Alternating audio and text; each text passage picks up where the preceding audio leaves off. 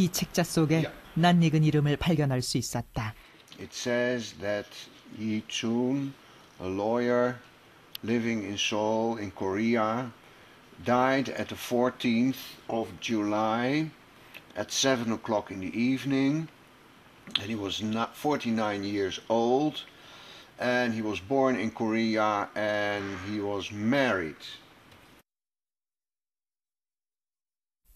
그러나 사인은 없었다. 사망기록부에는 왜 이준의 죽음의 원인이 남아있지 않은 것일까?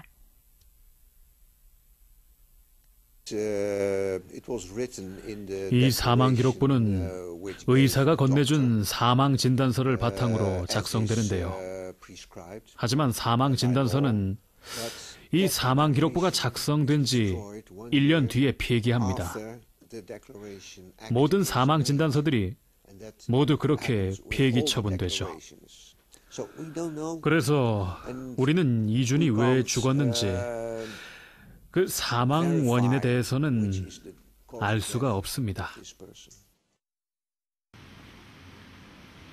그렇다면 당시 신문에는 보도가 되지 않았을까?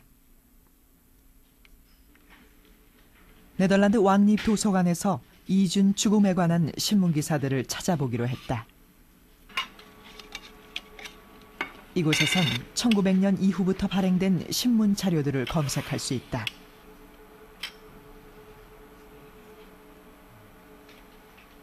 (1907년 7월 16일자) 뉴코란트 신문에서 이준 장례식에 관한 기사를 찾았다.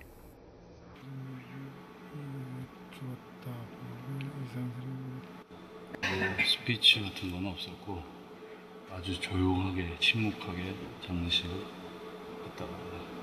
그래서 그때 당시 같이 왔던 한국 사람들이 큰 소리로 통과하면서 울기 시작했고, 자기들의 삶을 앗아갈 것처럼 심하게 통곡을 했다. 또한 헤이그발 뉴욕타임즈에선 이준의 자살설이 돈다는 기사가 짧게 실렸다. 그러나 어느 신문에도 명확한 사인에 대해 언급하지 않았다.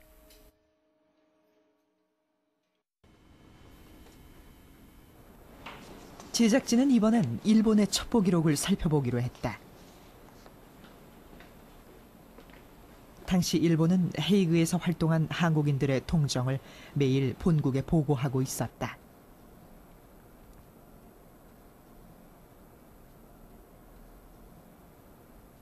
헤이그에서 일본으로 보낸 많은 전문들 중에 이준의 죽음에 관한 기록을 찾을 수 있었다.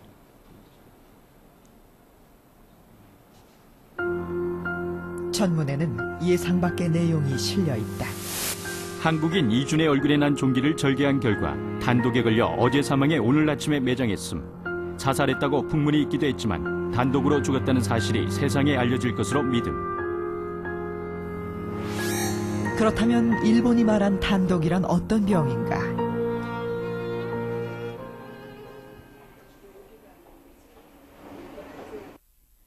세균이 피부에 침투해 생기는 단독은 얼굴에 큰 흔적을 남긴다. 단독에 걸릴 경우 상처 부위는 크게 염증을 일으키고 살은 골마 들어간다. 단독이라는 것은 피부에 국한된 감염성 질환이거든요. 그러니까 피부에 염증이 생기고 피부가 붓고 진물이 날 수도 있고 그 부위에 열감정도 있는 거고 그 자체로 죽을 수는 없습니다. 그 환자 자체가 면역이 굉장히 떨어진 상태, 그러니까 암 환자로 항암 치료를 많이 했거나 에이즈 환자거나, 그래서 면역이 떨어지면 단독이 생겨서 그게 혈액을 통해서 폐혈증이 돼서 죽을 수는 있지만 단독이 생겼다 해서 죽는다, 이건 있을 수 없는 일입니다.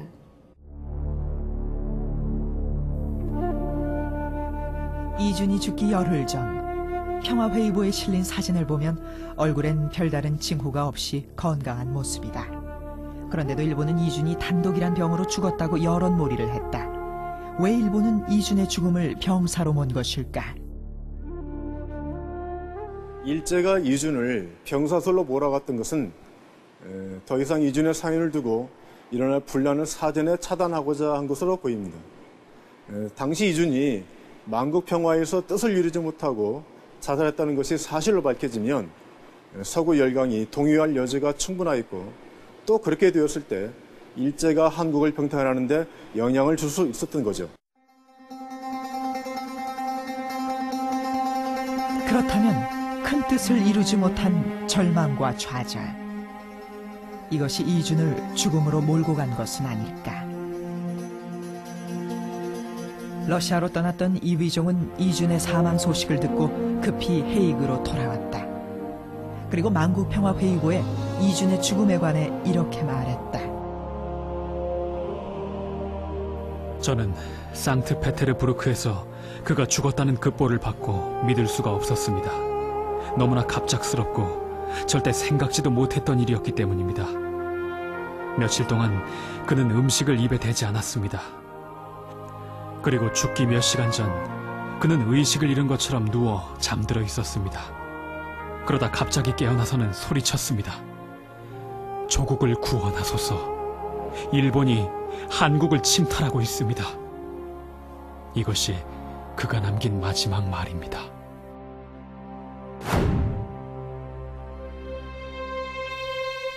빼앗긴 조국의 주권을 되찾겠다는 사명으로 헤이그를 찾은 이준.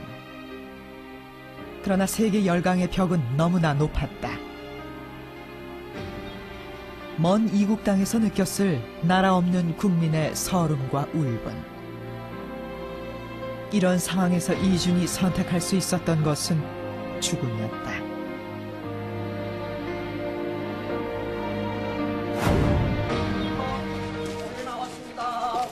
헤이그에서의 이준의 죽음은 국내에도 전해졌다.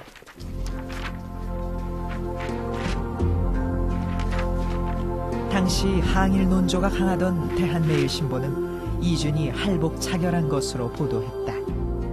전 평의원 검사 이준이 만국평화회의에 한국 특사로 갔던 일은 모두가 다 아는 사실이거니와 어제 들어온 동경발 정보에 의하면 이준이 분한 마음을 이기지 못하고 자결해 만국 사신 앞에 피를 뿌려서 만국을 놀라게 하였다 한다.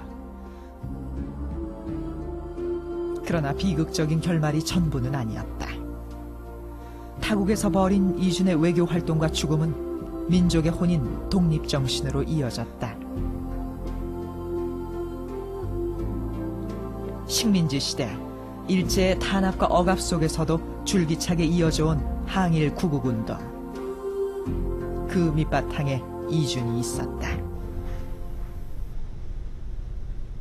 헤이그 특사 사건으로 고종을 퇴위시킨 일본은 또 한 번 용서받지 못할 만행을 저지른다. 이상설, 식혜, 이휘종, 시신께, 이준, 시신께.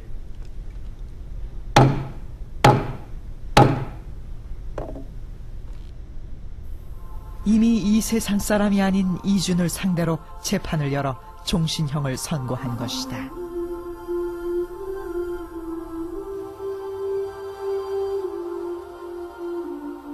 이후 한국이 일제의 식민지로 전락하면서 이준 열사의 유해는 오래도록 고국에 돌아오지 못했다. 그리고 역사는 그를 잠시 외면했다.